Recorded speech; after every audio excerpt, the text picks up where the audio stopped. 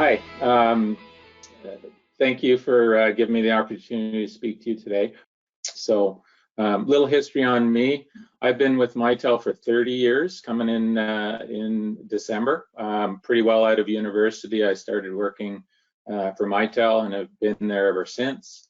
In the year 2000, following the Y2K program, I decided to take the opportunity to get into security. It was presented to me, and I thought this would be a good challenge. And security field is, it's so interesting. It's some days it keeps me up at nights. Other days I just look forward to seeing what's going to happen next, because it's always changing. Anyway, so today I'm going to be talking about managing risk while enabling business. So it's my pleasure and privilege to welcome you to the presentation. In the next 15 or 20 minutes, I'll focus on industry trends around security and compliance, some key risks facing the business, and how Mitel has dealt with that transition to a remote workforce and how we secured it. This was as a result, obviously, of COVID. I'll provide some insights into Mitel's approach to managing security and risk, not only in our enterprise, but also on the products and services side. Finally, I'll leave you with a few takeaways. So let's move on. So cloud adoption globally is on the rise, mainly driven by flexibility, scalability, and costs that come with cloud adoption, as well as security considerations. This certainly has an effect on risk and enabling the business. In addition to that, the threat landscape, as we all know, has changed significantly in the last year. With security in general, it is ongoing. And the costs of a data breach, this is from an IBM 2020 study, is quite significant. If you have a data breach, it costs on average of $5 million US for a data breach. In our technology industry, I think it's around 3.5 across the globe, but still significant. So you want to avoid that as much as possible. Invest into your security and do your risk assessment. We also are looking at zero trust as kind of the best practices moving forward. The zero trust model is talking about really not trusting any system in the environment. Normally, the internal network in the past has been, considered a trusted network, but you want to avoid that mindset and start to think about what you can do to maintain strict controls around all systems out there, all endpoints as well. If they've authenticated once and they've got the proper policy, you allow them in. When they attempt to do it again somewhere else, you apply the same policy. So zero trust is becoming the model of the future. It requires that you think about any connections that are happening to your systems and putting in the proper controls to only allow those type of connections. The zero trust model helps for flexibility of end users. If you have a zero trust model, then you can actually start to use, say, BYOD type devices, because you're applying policy every time a connection is made and you're validating who that user is. Here is how we apply some risks and generate a heat map for visibility at Mitel. We look at 6 of the key technology risks that a business faces. They're listed on the left. The technology risks, that's near and dear to me. Those are the ones that keep me up at night, but also keep me active, making sure I'm on top of what's going on. So that's the more technical risks that you see, the hackers out there. But in addition to that, you've got compliance risks. If you have a data breach, how are you going to properly report it? Make sure you've got the right regulatory setup, communications established. There's business risks, human resources risks, human risks. when I think of the other day, we had a social engineering attack against our service desk. One of our service desk representative was convinced he was talking to a real Mitel person and performed a password reset. He did not do the proper validations to make sure it was who they said they were, and as a result, that particular end user's account was essentially captured. Luckily, we've got MFA in place, and MFA is a key technology that I hope everybody has in place these days, multi-factor authentication.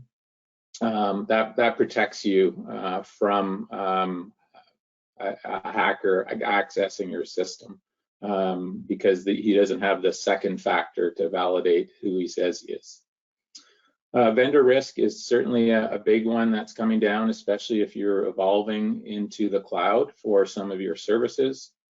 You're putting security in the hands of the vendor, so you want to make sure you're assessing your vendor appropriately to meet your security needs, and you don't pick someone that won't be meeting those needs. And of course, there's the emerging technology. There's always something changing in IT. IoT devices, the next generation computer. The heat map on the right side is how you assess your risk, looking at your likelihood and impact. This is just a visual to help you get an idea of what it might look like. You should be assessing your risk, your maturity, and your risk on a regular basis, at least annually doing a risk assessment, and then start working on the high. So in this case, 5. This is just an example, but 5 third-party vendor risks. In this case, it's been assessed as a very high risk. As a result, you should be putting some effort and resources into managing that program. Now let's move on to Mitel's approach to security and compliance. You first start off with your mission. What are your objectives? So your CISO should be setting up your mission and objectives. You assess based on those objectives. You look at your 6 key risk areas, and you do that assessment based on your objectives, and you come up with areas of gaps that you need to improve. I think the key point on this slide is that you need an overarching framework to manage those risks and to assess those risks. In our case, we've adopted the NIST cybersecurity framework that's more US focused, but there's many others that correlate to those frameworks. CIS controls, the ISO 27K, you're probably familiar with, COBIT. And even the cloud, public cloud companies are creating their own frameworks. All of them align to each other in some manner. Some are more detailed than others. Some are more practical in how you implement it. So we've chosen NIST, and that's how we apply, those risks and determine where our maturity is and where we can do our improvements. Now let's look at what we did with our Mitel at Mitel. Now Mitel at Mitel is our internal name for drink our own champagne, so use our own product for our communication. And this is just pictorially a diagram of how we have evolved our solution across Mitel, our organization. Initially, we had points within every major location. They had their own call controller, their own collaboration tools, and being able to use them across the organization was challenging at times. So what this new framework that we've come up with is really having centers of resiliency and centers of excellence for the Mitel deployment. So we've got in Americas with Canada being primary, and then we've got Dallas as our backup. In the EMEA region, we've got London and Manchester as our key data centers for the Mitel solution. And then in APAC, we've got Sydney and Singapore. This has given us tremendous value in rolling this out from a global support perspective. Everybody can talk to everybody, and the contact center across the world has been centralized. We also implemented SD-WAN technology to help with the resiliency. This technology has been a really big player to maintain voice quality. And if there's an outage in one of the data centers, it can quickly and automatically move over to the other data center at the backup location. In IT, we certainly leverage our Azure AD for provisioning and authentication of all our Mitel features. So it's single sign-on, multi-factor authentication, using the Microsoft Authenticator tool for our deployment for MFA. This has been a very flexible and secure solution for us. We'll now look at how Mitel dealt with shifting to the remote workplace as COVID approached back in March of 2020.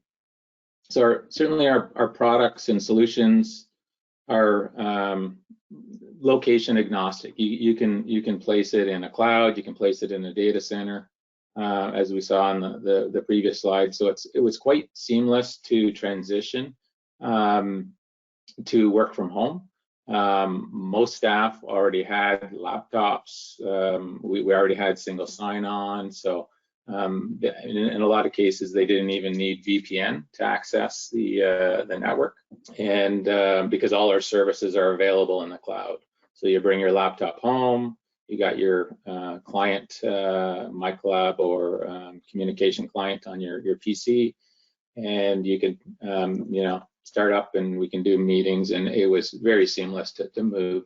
The whole approach to Mitel in the past couple of years has been moving to cloud-based adoption. So Office 365 is part of our key infrastructure, and we use the Office 365 solution and single sign-on for all our key applications, such as we've got Workday for our HR resource management. That's single sign-on at salesforce.com. We use that same single sign-on, which would apply the MFA on every logins that we have. Another thing that we did as we moved the workforce home, as an R&D company, we had to figure out how do we get the lab people to be able to work with the lab machines from home. And occasionally they need to touch these things, right?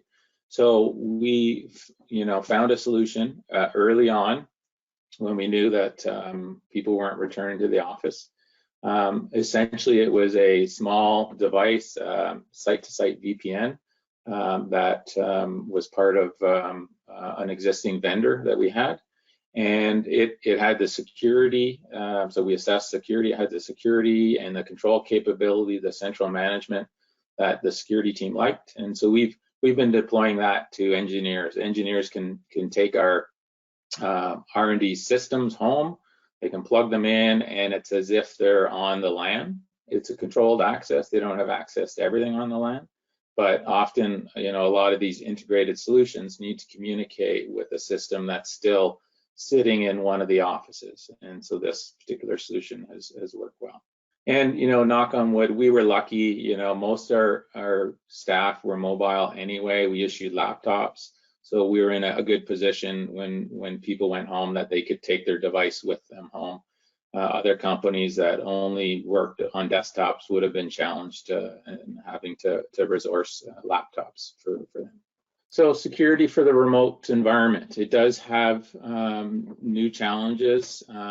Certainly phishing is one of the big ones and has been an avenue of attack for the last 3-4 years. And MFA is the key there. So make sure you've got your multi-factor authentication set up for your remote workforce. Also train them. Consider phishing awareness campaigns, get them on the, becoming aware of what is a phishing email and what isn't. And those campaigns can help kind of solidify those staff that they're doing the right things. If they click the links in the phishing campaigns, consider remediation training. Send them on a 5-minute training webinar to make sure they understand that process. We talked about moving towards a zero trust architecture. That's certainly something that you need to consider. We're rolling out tools today, endpoint security, EDR, on our endpoints that will give us that capability and allow, as an example, limited access if it's a personal device versus more extensive access to resources if it's a Mitel issued device.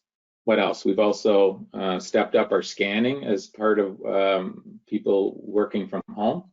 What we've seen in the industry is staff will find solutions so they can do their job. If we don't give them the right solutions, they may find some backdoor methods to get into the network to access a resource that normally they would access when they're in the office. So scanning helps you identify if anybody is creating like a side channel into the environment. RDP, as an example, remote desktop, was being seen significantly on the rise as people moved from the office to home. And RDP is a risky protocol to put on the internet. If it's not properly configured, not properly patched, not properly managed, it is an avenue for an attacker to get into the environment. And we've seen attackers use that to get into the environment and propagate ransomware. Increased monitoring is certainly important on the endpoint as well. And so with our EDR solution, that gives you that visibility that you need to understand what might be going on the home computer. Patching, security hygiene is always important. You got to at least have that as your baseline minimum. Okay, now we'll talk a little bit about our products security. So Mitel has a maturing program called the Mitel Secure Development Lifecycle, MySDLC. It's a fairly comprehensive solution that the product R&D has put in place to ensure that all our products, as they're developed, go through a process to check security. Part of it includes training to the end user R&D community. They look at OWASP security training. Some of the major vulnerabilities in coding are easily trained to the user through OWASP training. They've got some really good modules there that we've adopted and we're providing. The rigorous verification and validation that we have in place as we deploy new solutions is part of that process. We look at using various tools to review code. There's code reviews as well as tools that DAST and SAST tools, dynamic application security testing tools, and static security testing tools help you identify vulnerabilities. And all our products, as we develop them, go through those tests. If there's vulnerabilities identified, they get tracked in our JIRA system to resolution. They're assessed to see what the risk is. From a scoring system, we use CVSS. It's a common vulnerability scoring system, and that helps us determine whether we need to patch that for the next release or whether it can be left until a future release based on the actual overall risk. So I guess I hope I haven't been talking too quickly here, but as a wrap up, some of the key takeaways, establish a risk management framework. Pick one that meets your needs and aligns to your industry and what you're trying to achieve. Adopt that risk-based decision making, because it always is a balancing act between business enablement and securing the environment. Occasionally there's a perfect match for security and business enablement, and that, when I think about compliance, that's one example.